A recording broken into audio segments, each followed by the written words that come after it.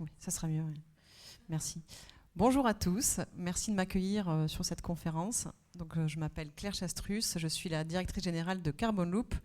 Carbon Loop, qui est une jeune start-up qui a été lancée l'année dernière et qui développe donc un service, vous allez voir, énergétique, intégré, innovant, qui permet de réduire et séquestrer en même temps, le fameux en même temps. Alors, nous le savons tous, la priorité pour atteindre la neutralité climatique est évidemment de réduire au maximum nos émissions. Réduire, sobriété, efficacité, c'est évidemment le levier principal. Mais ça ne sera pas suffisant, vous le savez également, il faudra donc développer des puits de carbone pour pouvoir absorber les émissions résiduelles. Il existe aujourd'hui des solutions dans le premier cas, donc sobriété, efficacité, on substitue des énergies fossiles par des énergies renouvelables. Il existe des solutions pour développer des puits de carbone, donc ça peut être soit des solutions naturelles, reforestation, soit des solutions technologiques.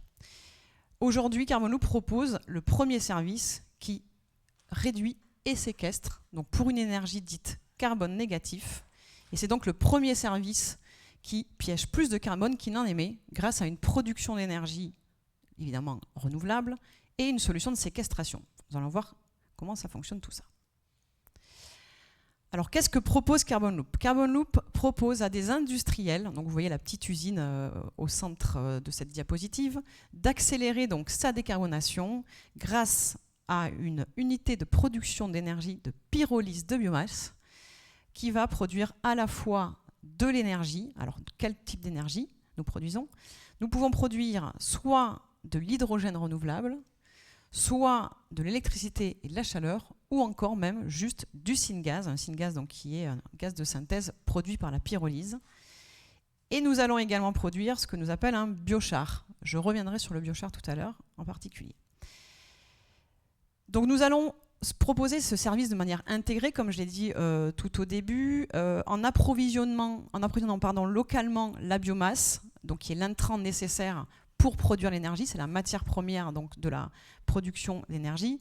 Vous savez que la biomasse en France est la première source d'énergie renouvelable. 55% des énergies renouvelables en France sont issues de biomasse. Donc nous allons approvisionner localement de la biomasse sur le site directement donc, de l'industriel. Nous installons, opérons, exploitons une unité de production d'énergie donc de pyrolyse de biomasse. Nous allons donc également valoriser ce fameux biochar dont je parlerai tout à l'heure. Et ce biochar, donc nous allons le valoriser aux alentours sur des terres agricoles.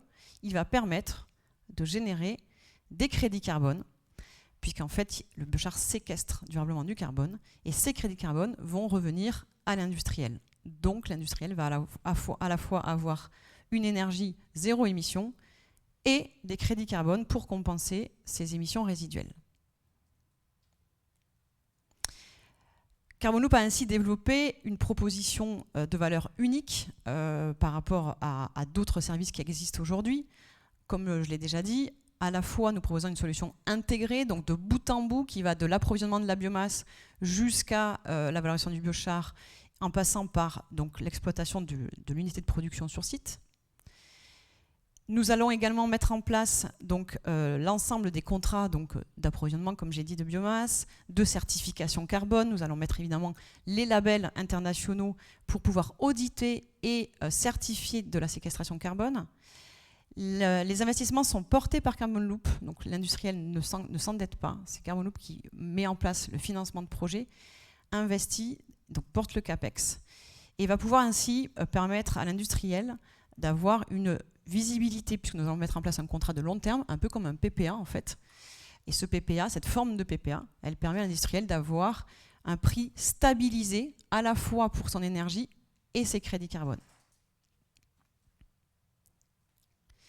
Alors le biochar, qu'est-ce que le biochar?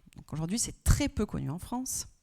Le biochar a été reconnu par le GIEC. Alors, on n'en parle pas beaucoup, mais c'est dans les rapports du GIEC. Vous pourrez aller voir les 3 derniers rapports sur les solutions. Le biochar est reconnu aujourd'hui comme ce qu'on appelle une negative emission technology, donc une solution qui retire donc du carbone de l'atmosphère. Ce biochar, qu'est-ce que c'est? C'est donc le résidu de la pyrolyse de la biomasse. Qu'est-ce que la pyrolyse de biomasse? Vous prenez donc un intrant, une matière comme par exemple des plaquettes forestières, des résidus de culture, vous les passez dans un four à pyrolyse Vous allez en fait opérer une cuisson à environ 500-600 degrés à défaut d'oxygène. Donc il ne va pas y avoir de combustion. Et donc ce faisant, le carbone que la biomasse a absorbé durant sa croissance ne repart pas à l'atmosphère, il va rester piégé dans ce fameux biochar qui est tout noir. Le biochar, ça ressemble à du charbon, hein, c'est du charbon végétal, tout petit, donc c'est des toutes petites particules. Et il a la particularité donc d'être composé à plus de 80% de carbone. Donc en fait, le carbone de la biomasse se retrouve dans ce biochar.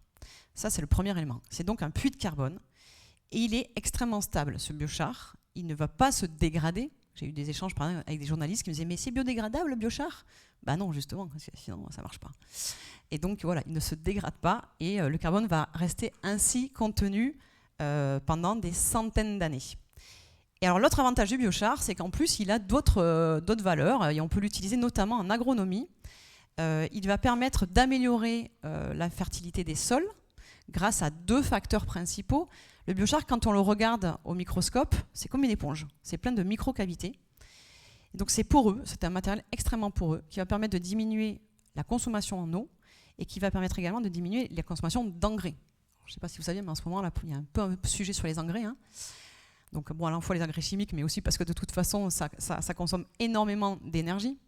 Donc il va permettre de réduire la consommation d'engrais. Et en plus, ces petites microcavités, elles vont permettre de recréer de la biodiversité dans les sols. Vous savez que les sols, quand on les observe aussi au microscope, hein, c'est une mine, c'est une ville, hein, c'est un écosystème incroyable. Et plus on lessive nos sols, plus on utilise des engrais chimiques et plus on tue ces sols. Et aujourd'hui, vous savez que la FAO estime que plus de 75% des terres agricoles dans le monde sont dégradées à des degrés divers. Donc il faut recréer, régénérer ces sols. Et le biochar est une solution pour ce faire. Et enfin, donc, comme je l'ai dit, le carbone contenu, il ne bouge pas. On parle de centaines d'années dans les différentes études qu'il y a eu. Et donc on peut avoir ainsi à la fois un puits de carbone de très longue durée et en plus avec des co-bénéfices sur les terres agricoles. Et donc se crée ainsi une vraie boucle vertueuse puisque les sols sont aussi des puits de carbone. Ainsi, ce biochar, c'est cette espèce d'or noir. Hein, la Tribune a fait il n'y a pas très longtemps un article, je vous invite à aller le lire, sur le biochar, donc on appelle aujourd'hui l'or noir. Il va permettre de générer donc des crédits carbone de très grande qualité et qui va, je pense, pallier un certain nombre de risques auxquels sont confrontés aujourd'hui beaucoup d'industriels qui sont fortement investis dans ce qu'on appelle la compensation ou la contribution carbone, puisque vous savez très bien que tous les crédits carbone ne se valent pas. Il y a différents projets en fait, pour compenser ou décarboner en tout cas. Donc le biochar, comme je l'ai expliqué, il a une permanence. Il est local, c'est-à-dire que la séquestration, elle se fait sous vos yeux et non pas à l'autre bout de la planète. Nous allons mettre en place, grâce au service dont j'ai parlé juste avant, avec l'industriel, un contrat de long terme, ce qui va permettre à la fois de couvrir le risque pris sur les crédits carbone, mais même le risque de pénurie de ces crédits carbone. Et enfin, ce biochar, il va donc générer des crédits carbone de séquestration et non pas d'évitement ou de réduction, et donc qui sont en ligne avec les standards les plus stricts concernant le net zéro. Alors pour terminer, dernière slide, j'essaie de rattraper un peu le temps du coup, un petit cas pratique pour comprendre. Donc prenons un industriel, donc laitier par exemple, donc il y a une usine qui transforme du lait et qui fait appel à Carbon Loop donc pour justement accélérer sa décarbonation.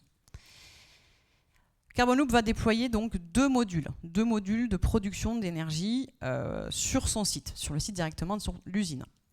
Cet industriel il consomme aujourd'hui 27 gigawattheures par an d'énergie, décomposé à environ à 12 gigawattheures par an d'électricité, donc il achète à un fournisseur français sur le réseau français, et il consomme 15 gigawattheures par an de gaz naturel, qu'il met dans une chaudière à gaz.